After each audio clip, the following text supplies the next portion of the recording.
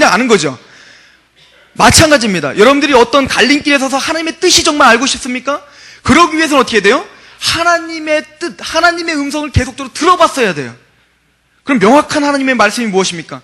하나님의 말씀을 계속적으로 명확하게 계속적으로 우리가 말씀을 계속적으로 묵상하고 보는 가운데 우리는 어떠한 갈림길에 섰을 때 기도 중에 하나님의 그 말씀을 떠오르게 할 것입니다. 왜요? 이 말씀에는 우리의 삶의 모든 원리가 담겨져 있기 때문에 그렇습니다. 그렇다면 우리가 예배자로서의 그 삶의 그런 원리가 무엇입니까? 라고 할 때 3절부터 시작됐습니다. 뭐죠? 첫 번째 3절부터 13절까지는 공동체 안에, 특별히 우리 구원받은 공동체 안에, 교회 안에서 예배가 먼저 시작돼야 된다라고 했습니다. 우리의 은사를 적극적으로 활용해서 뭡니까? 몸을 세우는 것. 이게 뭡니까? 예배라고 했고 하나님의 뜻이라고 했습니다. 그렇다면 그 뜻, 하나님의 그 뜻 가운데 내가 순복하고 있는지를 지금 점검해야 된다라고 우리가 말씀을 통해서 보았습니다. 그리고 오늘부터 뭘 14절부터 21절까지는 이제는 뭡니까? 이 교회 공동체를 벗어난, 특별히 우리가 살고 있는 모든 일상생활 속에서 우리는 이러한 삶을 살고 있느냐라고 점검하고 있습니다. 그런데요, 이거 우리가 오늘 삶을 봤더니 14절에 이렇게 말합니다. 14절부터 굉장히 쉽지 않은 말을 하고 있어요. 너희를 박해하는 자를 축복하라. 축복하고 저주하지 말라. 우리를 박해하는 자를 축복하라. 박해라고 해갖고 막 예수 믿는다고 해갖고 막 끌고 가고 막 소통 빼고 막 지지고 막 이런 것만 박해가 아니죠. 우리가 예수 그리스도를 믿는다는 것 때문에 불이익을 당하는 것, 또 예수님을 믿는다는 것 때문에 뭔가 내가 꺼림칙한 것, 그 모든 것들입니다. 무슨 얘기입니까?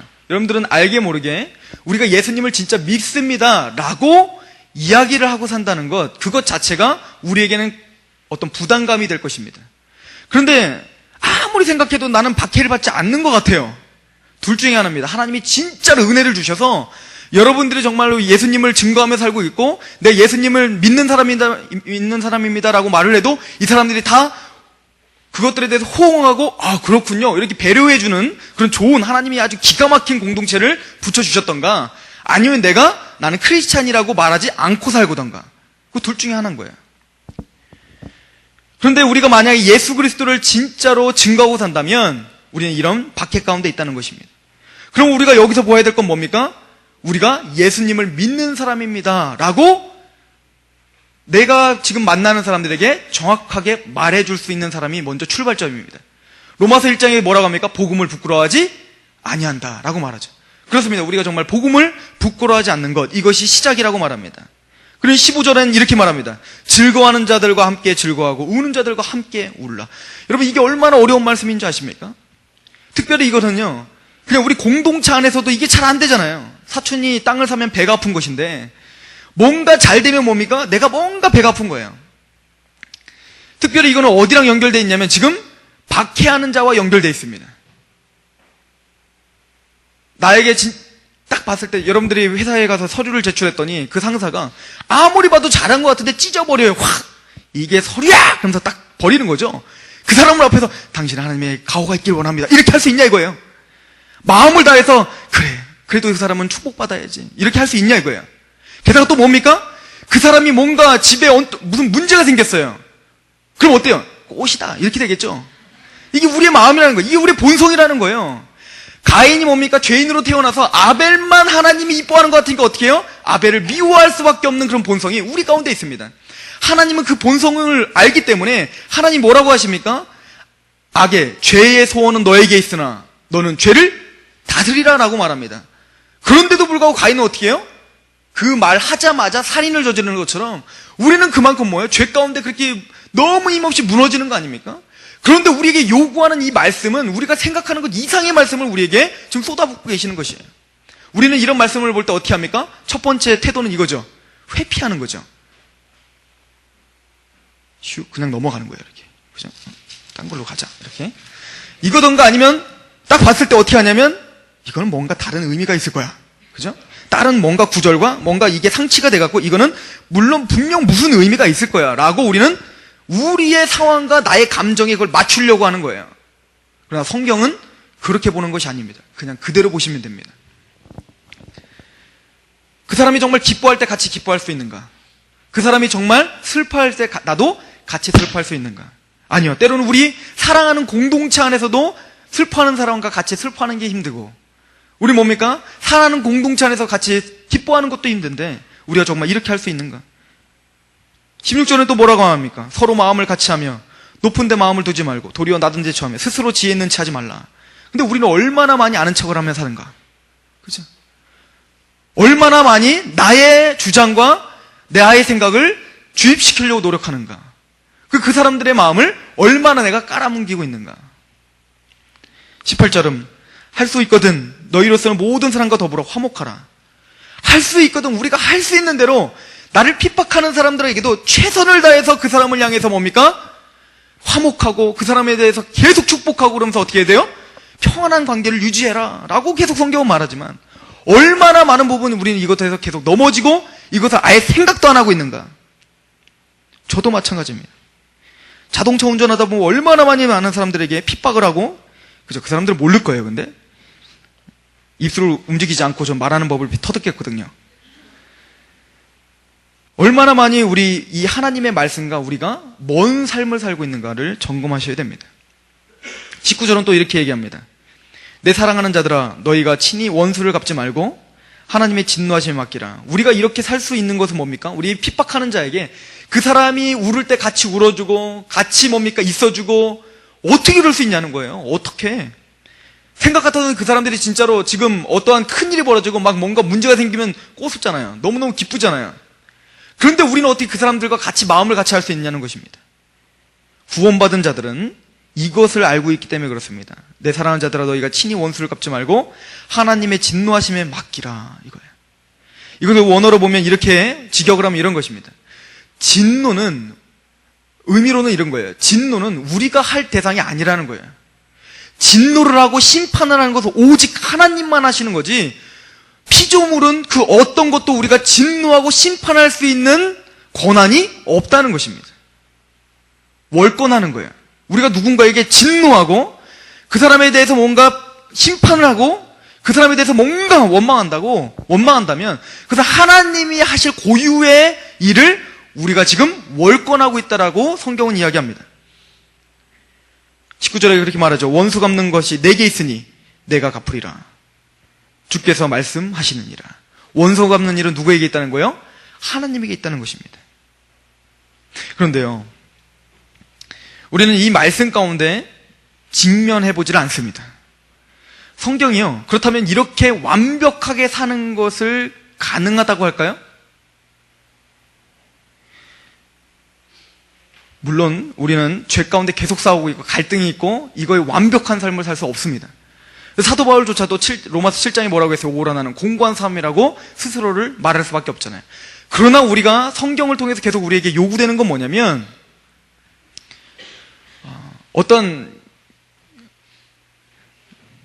그 토저라고 하는 여러분들이 잘 아시는 그 기독교 사상가죠, 목사님이신 그분이 그런 이야기를 해요.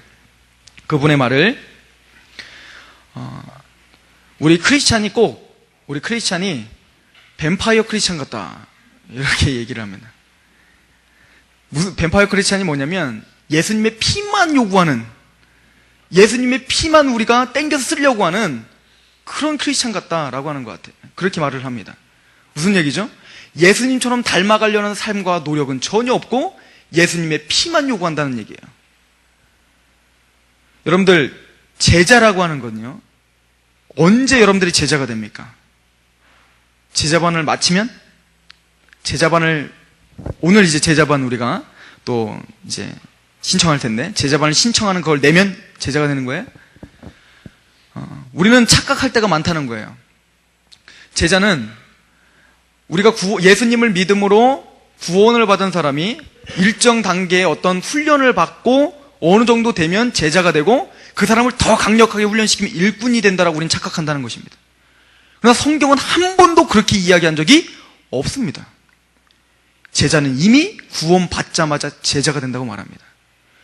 너희들은 제자를 삼아 세례를 주고 내가 분부한 것을 가르쳐 모든 걸 지키게 하라요. 믿으십니까? 우리는 예수님을 믿는 즉시 뭐예요? 제자예요. 그래서 우리는 가끔 이것을 오도한 나머지 뭐라고 말합니까? 제자가 되는 것은 선택사항이라고 생각하는 것 같아요. 예수님을 믿는 거는 은혜로 됐으니까 제자가 되는 건 이제 뭐요? 선택하는 거야. 나 이대로 살다가 불 가운데 어두운 크리스찬이 되던가 아니면 나는 제자가 되던가. 아니에요. 12제자는 예수님의 부르심을 받은 그때부터 제자예요. 아무리 엉터리처럼 보이더라도 그 사람들은 제자예요. 믿으십니까? 그 얘기는 여러분들은 뭐라는 거예요? 제자예요. 제자답기를 원하시는 하나님의 음성을 들으시길 바랍니다. 그렇다면 우리는 적어도 이 말씀을 그대로 직면하는 삶이 있어야 된다는 얘기입니다. 어느 형제가 직장 때문에 너무 고민이 많았어요. 너무너무 고민이 많아서 안 되는 거예요. 하는 것도 안 되고. 그러니까 제가 예전에 한번 그래서 제가 예화를 들까 안 들까 굉장히 고민하다 들은 적이 있는데, 제가 그 예언하시는 분 얘기를 잠깐 한 적 있잖아요. 그랬더니 저희 이제 바로 저한테 온 거죠. 저 좀 소개시켜 주시죠. 이렇게. 그래서 또 전 좋은 마음으로 그래 하죠. 이렇게 소개시켜 드렸더니 이제 하고 왔어요. 그랬더니 그렇게 일이 안 되는 이유가 조상의 저주가 있어서 그 조상의 저주를 끊어야 된다. 이제 그걸 저한테 또 물어보더라고요. 조상의 저주는 다 저주가 있죠. 다 원수되었던 자고, 다 우리는 뭡니까? 하나님 앞에 다 원수였잖아요. 어떤 조상이 예수님을 잘 믿은 조상이 어디 있어요? 우리 조상 중에 다 당분 믿었고 막 이렇게 했잖아요. 아무튼 그랬다는 거예요. 그래서 이제 금식 기도를 하고 항상 결론은 근데 좋죠. 항상 기도하고 뭔가 이렇게 하라 이건데, 근데 그 형제가 그렇게 해서 막 기도를 하고 막 했는데도 불구하고 안 되는 거예요. 계속 삶이 계속 풀리질 않는 거예요. 그러면 또 이제 예언하는 사람들은 말하는 거 쉬워요. 저도 여러분들한테 예언하는 게 너무 쉬울 것 같아요. 여러분들은 뭔가 죄가 있대서 그렇습니다. 지금 열심히 기도하고 금식하세요. 근데 안 됐어. 그럼 좀 뭐라 그러겠어요? 아직 안 됐습니다. 죄를 제대로 통회하지 않았군요. 이렇게 말하면 되는 거 아니겠습니까? 좀 자리를 깔을까 생각 중이에요. 근데 하여튼 그 형제가 너 얼마나 답답할까요?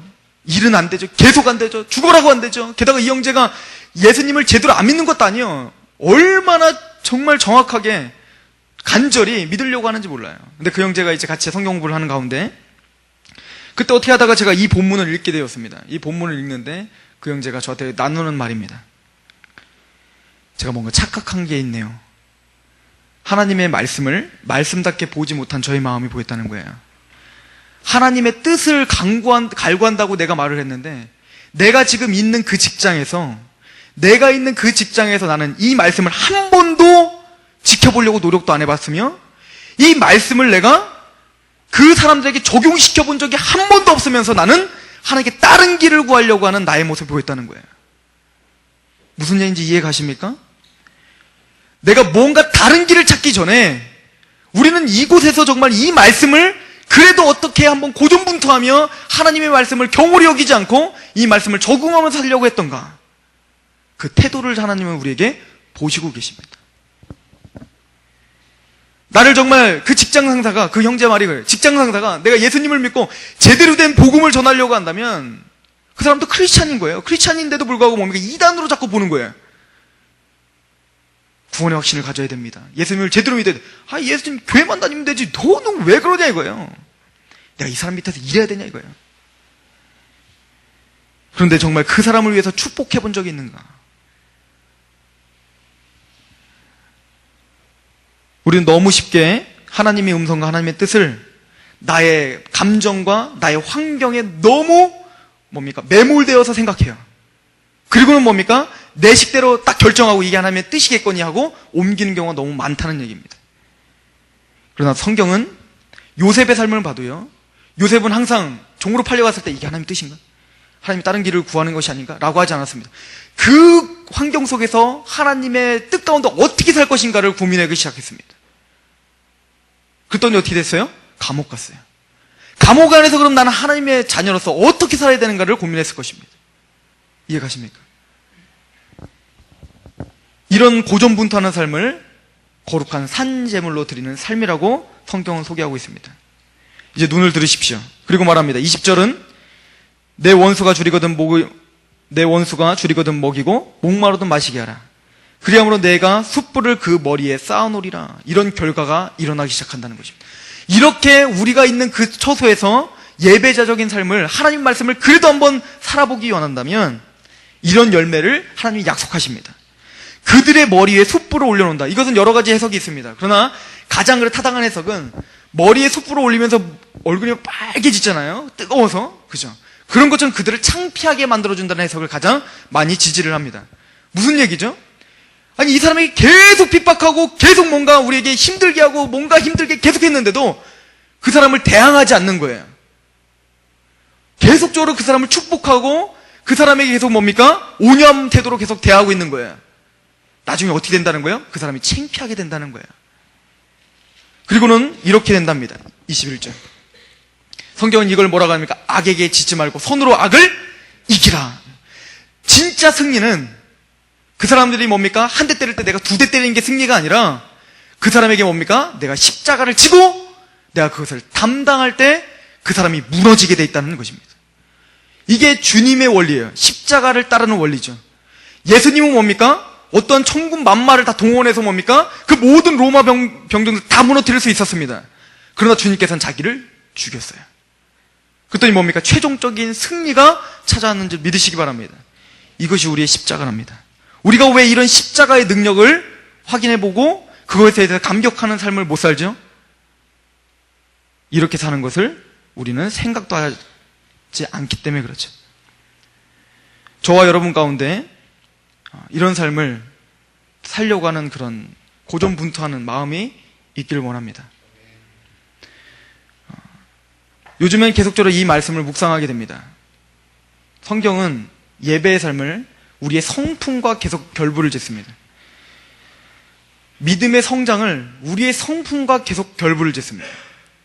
믿음의 성장이라는 건 우리의 삶과 우리의 내면이 변화되는 거라고 계속 말하고 있습니다. 그 음성 가운데 귀 기울이시길 바랍니다. 좀 눈을 열어주세요. 13장에는 이제는 뭡니까? 그렇게 사는 거에 더 구체적인 힘든 걸 말합니다. 권세자들에게 어떻게 할 것인가? 이게 다음 주에 우리가 볼 건데요. 그러면서 우리가 이런 삶을 어떻게 살 수 있습니까? 라고 할 때 사랑이다. 그러면서 13장 8절에 이렇게 말합니다. 모든 사랑이 그 모든 것을 이룰 수 있는 힘이다 라고 성경은 말합니다.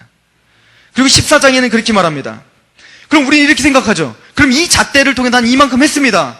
그런데 그렇게 살지 못하는 사람들이 많단 말이에요. 우리 교회도 많잖아요. 저도 그런데요 뭐.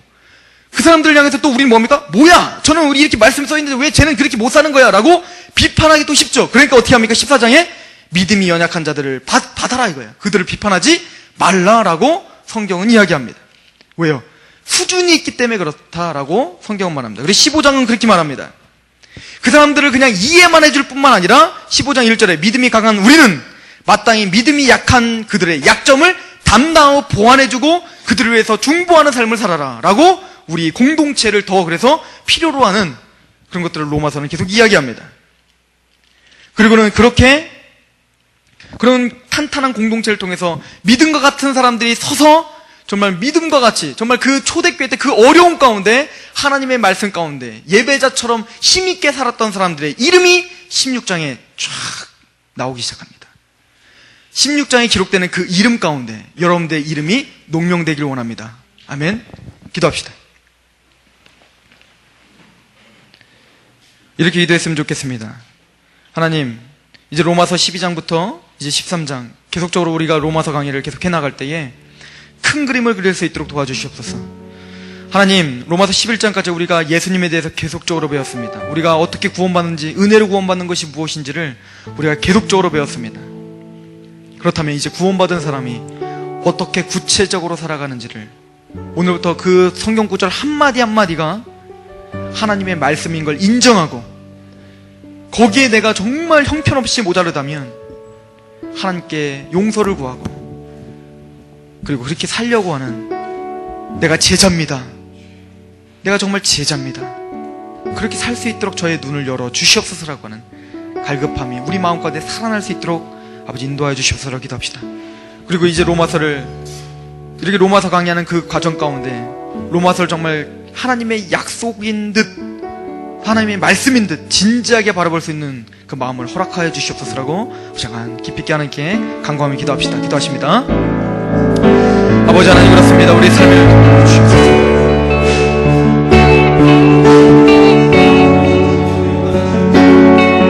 하나님 아버지, 우리 로마서를 봅니다. 어떻게 보면 우리의 본성에 거슬리는 말씀인 것 같습니다. 그러나 우리가 다시 한번 하나님께 간구하며 기도합니다. 공동체 안에 사는 예배자의 삶을 살 수 있도록 도와주시옵소서. 아버지 하나님, 우리가 세상 가운데서 정말 힘을 다해서 삶을 살 수 있도록 도와주시옵소서. 하나님, 이 말씀을 말씀답게 우리가 정말 직면하는 삶이 매 순간 있을 수 있도록 우리의 마음을 도와주시옵소서. 붙잡아 주시옵소서. 아버지 하나님, 우리 마음 가운데 정말 성령님 도와주셔서 온전히 주님의 놀라우신 역사를 발견할 수 있도록 도와주시옵소서. 하나님 아버지, 놀라우신 은혜를 갈 수 있도록 도와주시옵소서. 오전에 마음이 갈급함과 심령이 하나만 발견할 수 있도록 아버지 하나님 도와주시고 붙잡아 주시옵소서. 우리가 정말 그 삶 가운데 얼마나 많이 하나님의 말씀을 아버지 하나님 발견할 수 있다는지 아버지 도와주시고 우리의 마음을 도와주시옵소서. 아버지 하나님, 매 삶을 하나님께 올려드리기를 원합니다. 매 순간을 먹든지 마시든지 무엇을 하든지 하나님의 영광을 위한 삶을 살길 원합니다. 그런데 얼마나 우리가 그 많은 말들을 말로만 하나님께 고백했는지요. 또 예배적인 삶이 무엇인지 우리가 얼마나 모르고 무지하게 살았는지요. 2000년 전에 명확하게 주신 말씀을 통해서 우리가 오늘 어떻게 살아야 되는지를 바로 알고 순종하고 순복할 수 있도록 우리의 마음을 붙잡아 주시옵소서. 매일마다 이 말씀 앞에 직면하는 삶을 살 수 있도록 도와주시옵소서.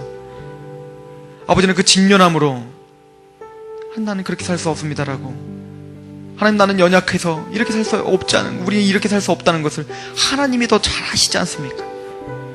성령님이 도와주시지 않는다면 나는 그렇게 살 수 없는 거 하나님이 더 잘 아시지 않습니까? 라는 그런 갈급한 심령으로, 그런데 이 말씀대로 사는 것이 하나님의 기쁨이라면 내가 오늘도 이렇게 살겠노라고 고백할 수 있는 그런 담대함을 허락하여 주시옵소서. 이 하나님, 우린 제자로 불러주신 하나님을 찬양합니다. 예수님의 이름으로 감사하며 기도합니다. 우리 간절하게 날 채워주셔서 우리 같이 찬양합시다.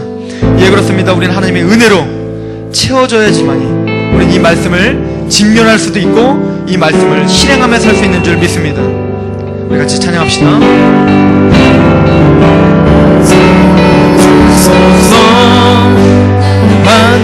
만져주소서, 일으키소서, 해주시라.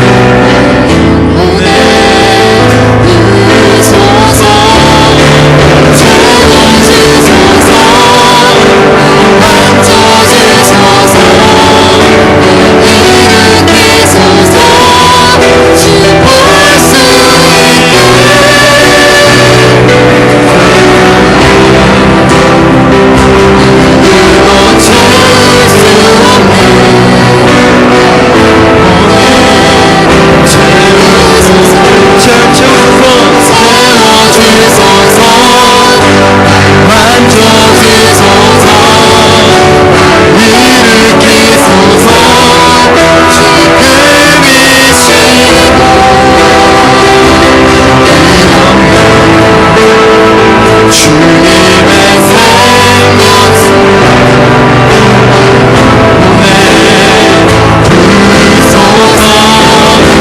보내주소서,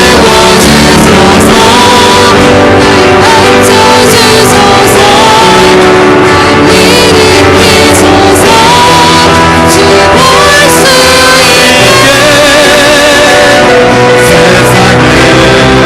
만져주소서,